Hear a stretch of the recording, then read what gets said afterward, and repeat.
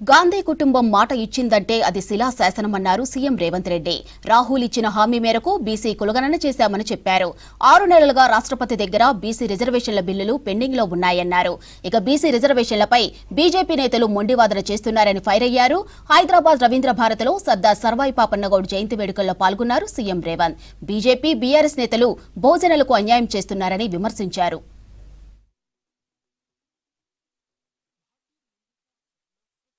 ఏ రాష్ట్ర ప్రభుత్వం గాని కేంద్ర ప్రభుత్వం గాని సమాచారాన్ని సేకరించలేదు.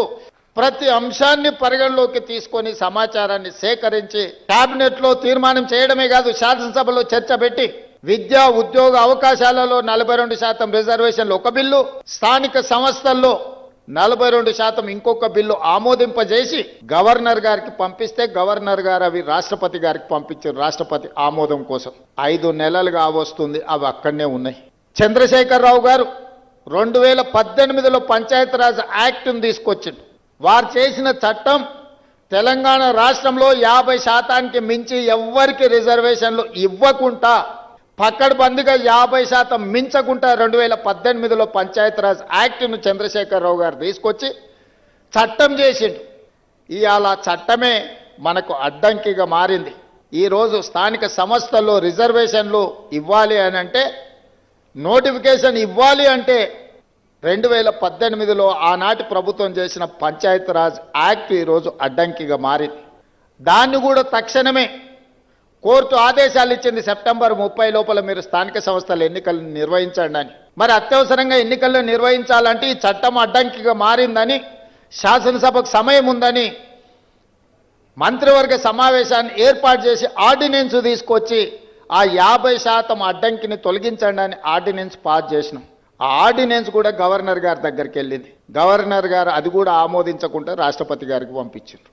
ఇవాళ మేము వాటి గురించి మాట్లాడి వాటి గురించి చర్చించి ఇక వీళ్ళు వినడం లేదు, వీళ్ళతోని కొట్లాడాల్సిందే అని ఢిల్లీ జంతర్ మంతర్ దగ్గర పెద్ద ఎత్తున ధర్నా చేసినాం. బీహార్ నుంచి, ఉత్తరప్రదేశ్ నుంచి వివిధ రాష్ట్రాలకు సంబంధించిన పార్లమెంట్ సభ్యులు అందరూ కూడా మేము అండగా నిలబడతాం, మీ న్యాయమైన కోరిక సాధించడానికి మేము సహకరిస్తామని వాళ్ళందరూ కూడా అక్కడికి వచ్చి మనకు మద్దతు పలకడం జరిగింది.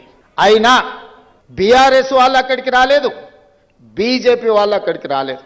బలహీన వర్గాలకు సంబంధించి బహుజనుల కోసం రిజర్వేషన్లను పెంచుదామని దేశంలో ఉండే అన్ని పక్షాలు అక్కడికి వచ్చి మద్దతు ఇచ్చినాయి. మరి బీజేపీ బీఆర్ఎస్ అక్కడికి రాలేదు, మద్దతు పలకలేదు అని అంటే మీరందరూ ఆలోచన చెయ్యండి అని చెప్పి మీకు విజ్ఞప్తి చేస్తున్నా. నేను ఆరోపణలు చేయదలుచుకోలే, నేను విమర్శించదలుచుకోలే, కానీ సమస్యను పరిష్కరించే శక్తి వాళ్ళ దగ్గరనే ఉంది. ఈరోజు అడ్డుపడుతున్నది కిషన్ రెడ్డి గారు, మోడీ గారు కాదా? ఈరోజు రాష్ట్రపతి దగ్గర చిక్కుకున్న విద్యా ఉద్యోగ అవకాశాలలో 42% రిజర్వేషన్, స్థానిక సంస్థల్లో ఇవ్వాల్సిన 42% రిజర్వేషన్, చంద్రశేఖరరావు గారు తెచ్చిన 50% పరిమితిలోనే రిజర్వేషన్లు ఉండాలని తెచ్చిన ఆర్డినెన్స్ తొలగాలి అని అంటే కిషన్ రెడ్డి, మోడీ గారు రాష్ట్రపతి గారికి చెప్పాలి. అడ్డంపడే మీరు తొండివాదన మొండివాదన చేస్తున్నారు. ఇందులో మీరు బీసీ రిజర్వేషన్లలో ముస్లింలను కలిపినరని. మేము పంపించిన బిల్లుల్లో కానీ, మేము పంపించిన ఆర్డినెన్స్లో కానీ ఎక్కడైనా మత ప్రాతిపదికన 1% 0.1% రిజర్వేషన్ అయినా ఉందా మీరు చూపించండి అని చెప్పి బీజేపీ బీఆర్ఎస్ నాయకులను నేను అడుగుతున్నా. ఈరోజు ఉత్తరప్రదేశ్లో బీసీ రిజర్వేషన్లలో ముస్లింలకు సంబంధించిన రిజర్వేషన్లు ఉన్నాయి. ఉత్తరప్రదేశ్ నుంచి ప్రధానమంత్రిగా ఉన్న నరేంద్ర మోడీ గారు మీరు ఉత్తరప్రదేశ్లో తొలగించగలరా? దూదేకుల కానీ, నూరు భాష కానీ ఇతర ముస్లిం వెనుకబడిన వర్గాలు మొదటి నుంచి బీసీలలో రిజర్వేషన్లు ఉన్నాయి. మన దగ్గర కూడా దూదేకులకు రిజర్వేషన్ ఉంది, నూరు భాష ఉంది. అదేవిధంగా బార్బర్ కమ్యూనిటీ కటింగ్ చేసే వాళ్ళు ముస్లింలలో ఉన్నారు, కుల వృత్తులు బట్టలు ఉతికే వాళ్ళు ఉన్నారు, దూది నేసే వాళ్ళు ఉన్నారు. వీళ్ళందరికీ కూడా బలహీన వర్గాల కింద రిజర్వేషన్లు ఉన్నాయి. 50-60 సంవత్సరాల నుంచి వాళ్ళకి రిజర్వేషన్లు ఉన్నాయి. ఇవాళ కొత్తగా ఎవరు ఇచ్చింది లేదు.